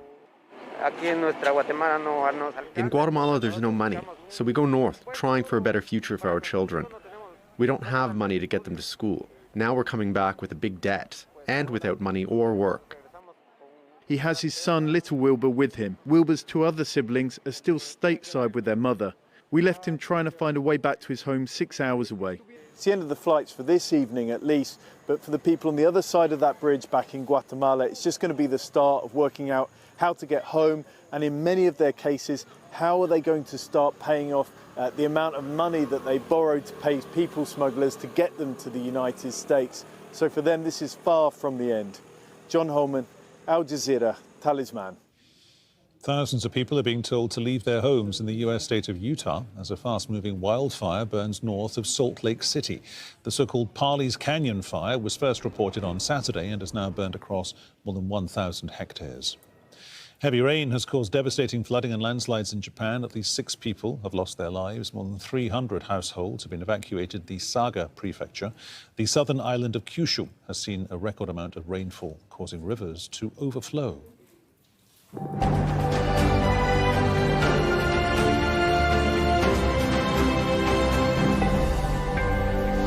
It's exactly 12:30 GMT. These are your top stories. As it stands right now, Taliban fighters are surrounding the Afghan capital, Kabul, and negotiations are underway to secure a transfer of power. A Taliban delegation has been speaking to Afghan government officials. The situation on the ground is changing fast and has intensified during the past few hours. Rob McBride is there.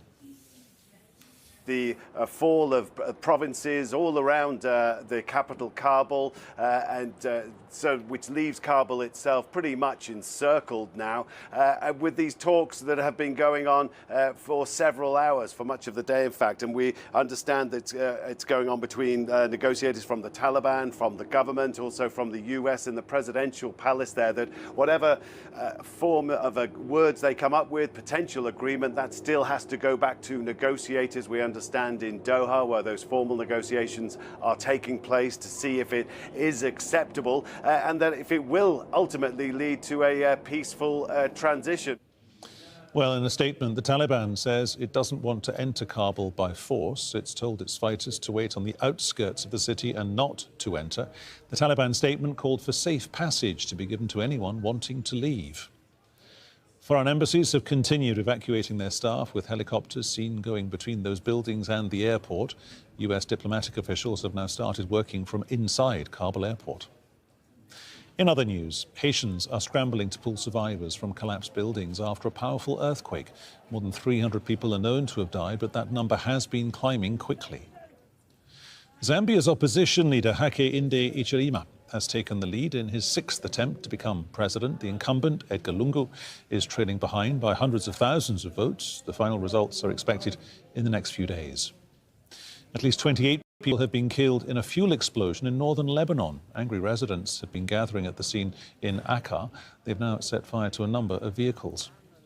A bus crash in Hungary's capital has left 8 people dead and dozens injured. The bus tipped over after returning to Budapest from Croatia.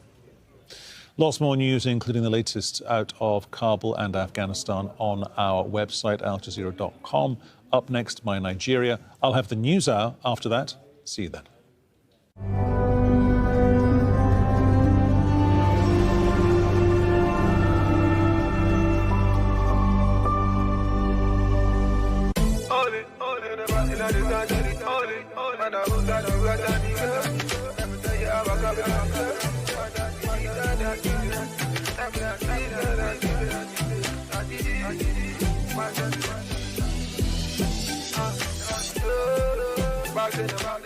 My Nigeria is full of hustle and bustle. My Nigeria is aggressive. My Nigeria says yes to every no. Hello? Okay, I'm on my way.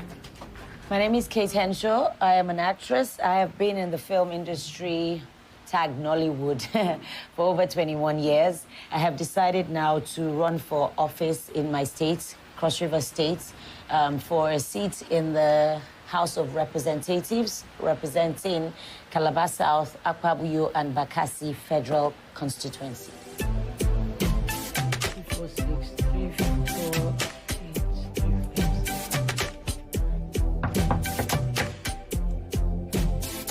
It's only me.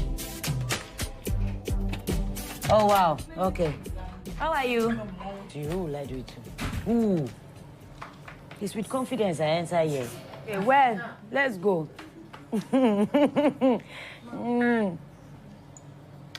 I'm preparing for the closing ceremony of the African Film Festival, which happens every year in Tinapa for 1 week. Filmmakers across the globe come together for workshops, training, talking about distribution. So the closing ceremony is tonight at the Cultural Center in Calabar. So I'm getting ready.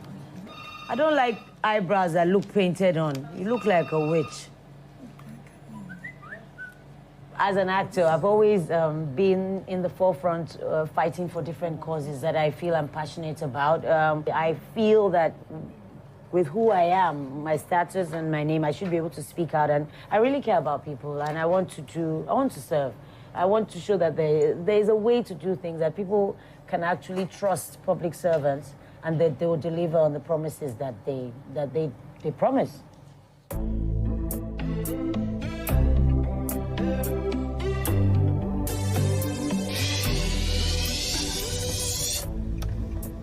Why is he stopping here? Okay, can we go straight?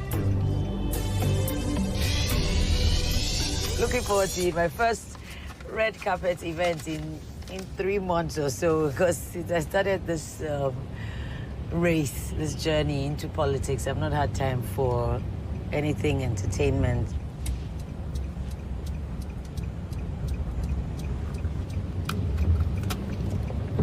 Don't leave home without this touch of powder. One thing I would say is they know about me because I'm from this state, but they don't know me politically. But I mean, I know about people. I know that you give people the basics and they'll be just happy. But then you need to go ahead and do more, make their lives comfortable, the children, leave behind a legacy. So that is my strategy, telling them that I'm trustworthy, I have integrity, and I really do care about doing the right thing.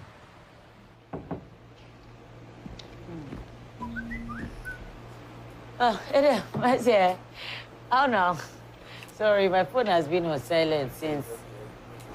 You too. On Friday, some in Akwa-Buyo, I met with some ward chairmen that have delegates. I'm even meeting, there's somebody coming with some delegates here today for Calabar South. I have a list of all the delegates because I know fake people are around. They can be fronting as delegates when they are not. This is the stamp one from... Yeah, and this from National. This is handwritten. No. This is authentic. All the names you have there are the name I have. Yeah, I know. This is authentic. So I have my own list as well. 100%. I can only bring you 15. My 15, which I know I control. Who are the 15? From here.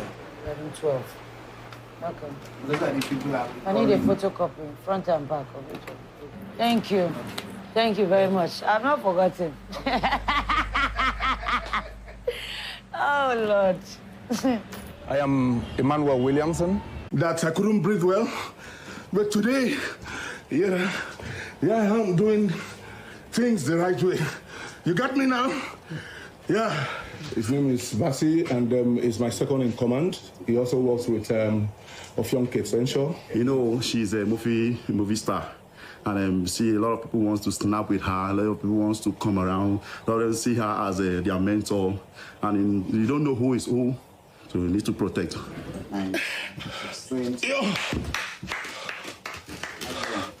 Yeah, it's not easy. No pain, no gain. And me, I need the pain so I can gain.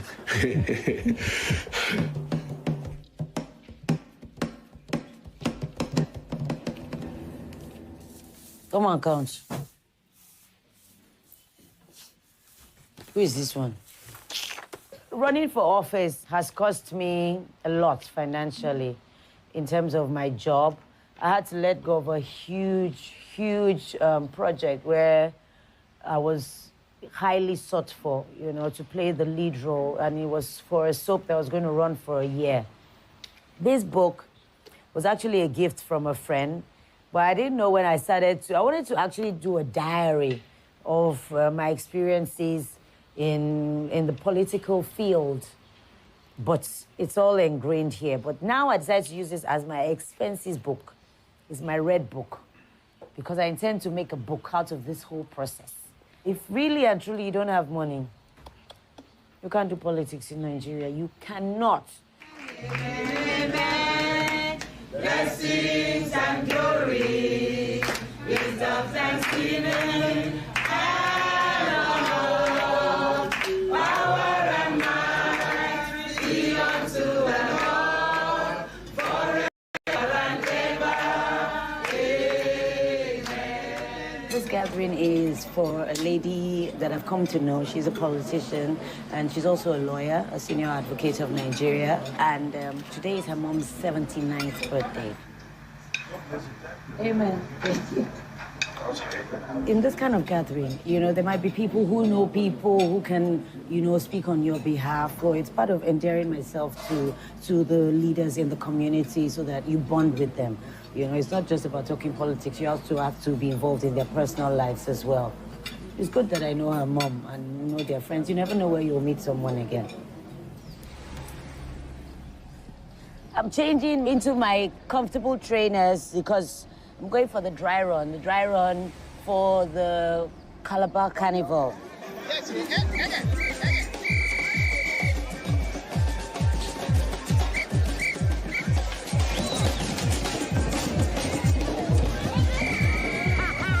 want to say that it is celebration time.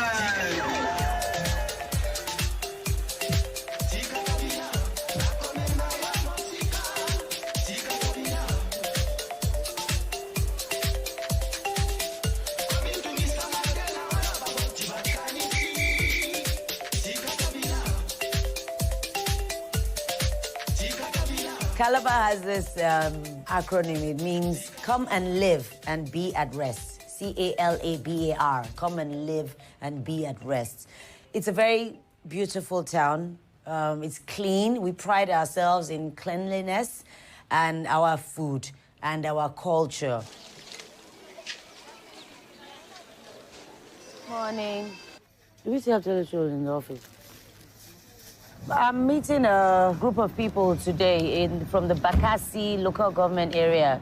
So as with the tradition, I have to buy drinks and food and take to them when I'm going to speak with them about, you know, it's part of getting to know me. This is the field. The field is meeting the grassroots politicians, them taking tons of money from you, albeit to, I don't know, for their stomach or for their well-being or for something. And then you have different groups springing up.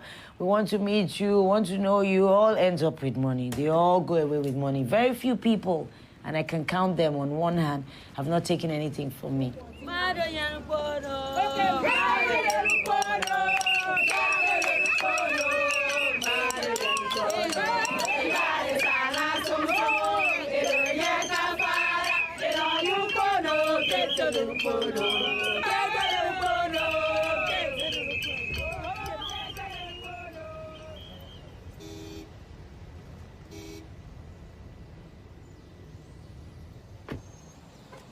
I do know what is needed in my community. People need to get what is rightfully theirs.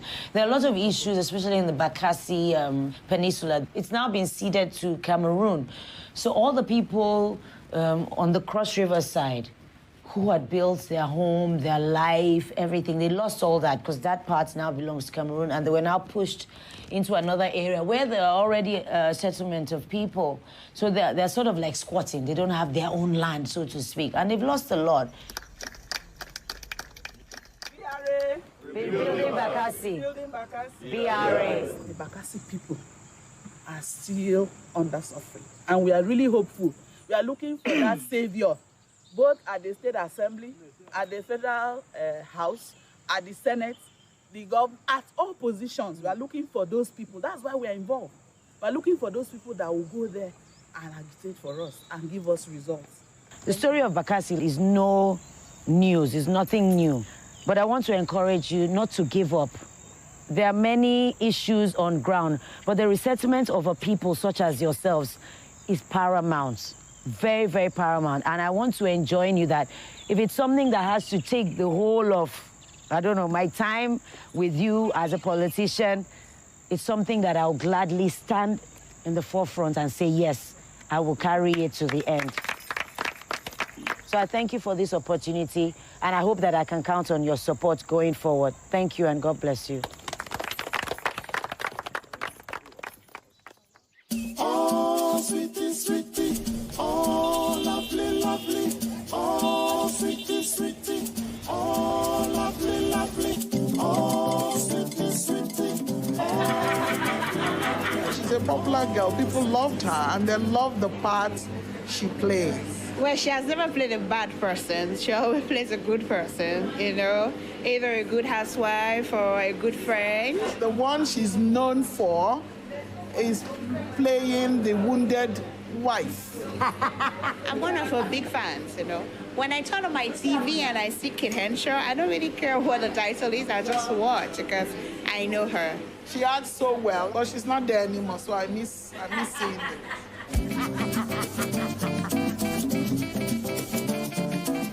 This is my home. This is my cozy home. This was me. You can see it in 1992. You know, I try to tell people that I used to be a model. That's 95. That's me as well.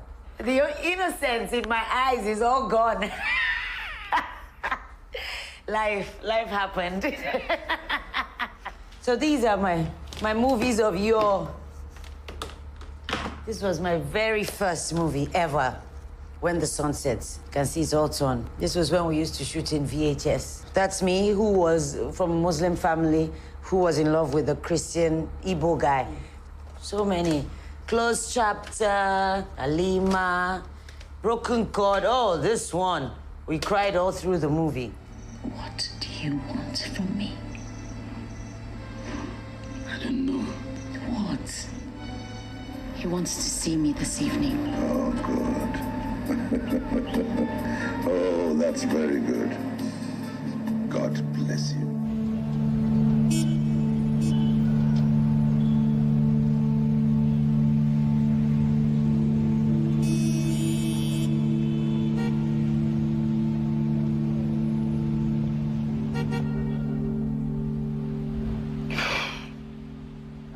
Sorry. I'm getting a bit emotional.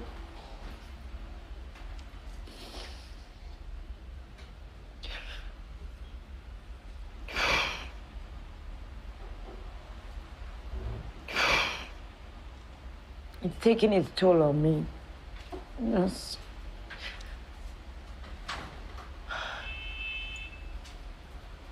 Sorry.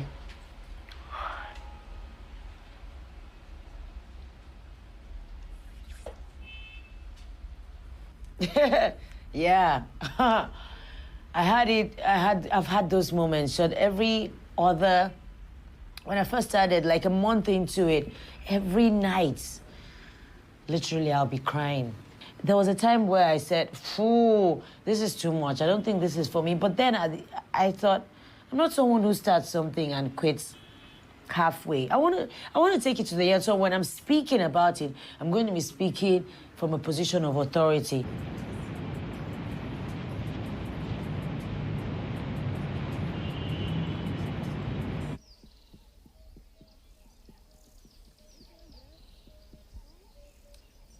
She didn't even tell me because I was in Lagos when my cousins started phoning me to say Makamba is going to politics. That's my name. That's a pet's name, Makamba. Initially, when I told her I wanted to go into politics, she refused. She said, "No, no, no." I said, "Okay, pray for me. She's here." She said, "No, she won't pray." I'm like, "Okay, no problem. I'm going ahead." She's a prayer warrior. She lives in the church. For me, if there's anything I cannot handle, I take it to God in prayer. It's my strength. My mom is my inspiration. Not because she's here, she knows. Me and her, we always have our run-ins. We argue, we shout at each other.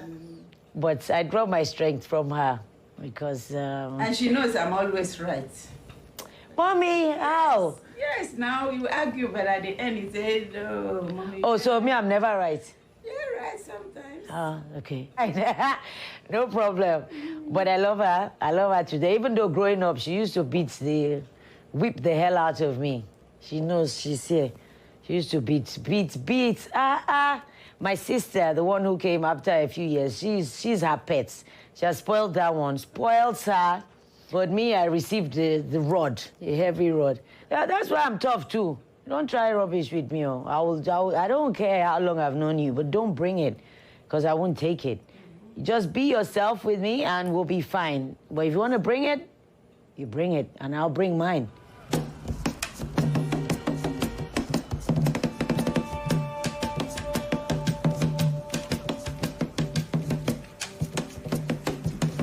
American dollars. Count it. I'm going to change it.